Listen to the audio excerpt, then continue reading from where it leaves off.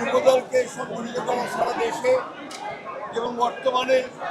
প্রধানমন্ত্রী যারা তারেক রহমানের নতুন বাংলাদেশ সবার আগে বাংলাদেশ গড়ে তোলবার যে লক্ষ্য যে ভিশন সেটাকে বাস্তবায়িত করার লক্ষ্যে যুবদল একটা অত্যন্ত ইতিবাচক ভূমিকা পালন করতে পারবে বলে আমি বিশ্বাস করি। আমরা আজকে এখানে এসেছি যুবদলের সেই পূর্ণাঙ্গ কমিটিকে নিয়ে এবং যুবদলের নেতা কর্মীদেরকে সঙ্গে নিয়ে আমাদের দলের প্রতিষ্ঠাতা, স্বাধীনতার ঘোষক, বহুদলীয় গণতন্ত্রের পুরো প্রবক্তা এবং নতুন বাংলাদেশের স্থপতি শহীদ জিয়াউর রহমান সাহেবের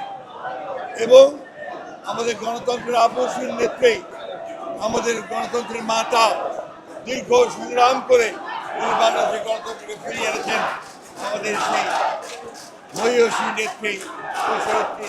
বেগম খালেদা জিয়ার মাজারে আমরা আজকে সবাই এসেছিলাম শ্রদ্ধা জানাতে। আমরা স্তবক অর্পণ করেছি এবং এখানে দোয়া করেছি আল্লাহ তার কাছে আল্লাহ তারা যেন যুবদলের এই নতুন কমিটিকে তিনি সেই শক্তি দেন, সাহস দেন, তৌফিক দেন, তারা সারা বাংলাদেশে যুবদলের একটা শক্তিশালী সংগঠন গড়ে তুলতে পারে, যারা বাংলাদেশকে নতুন করে গড়ে তুলবার কাজে নিজেকে নিয়োজিত। বর্তমান বাংলাদেশ সরকারের একটা নীতি হচ্ছে যুবককে তারা সামনে আনতে চান,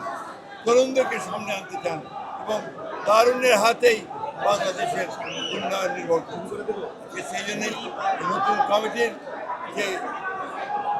কাজ দায়িত্ব এটা অপরিসীম। আমরা বিশ্বাস করি তারা আমাদের দেশের নায়ক, আমাদের নতুন বাংলাদেশের নেতা, ডাইনামিক লিডার তারেক রহমান সাহেবের নেতৃত্বে সামনের দিকে এগিয়ে যাবে, বাংলাদেশকে একটি অপ্রতিদ্বন্দ্বী একটা রাষ্ট্রে পরিণত করবে।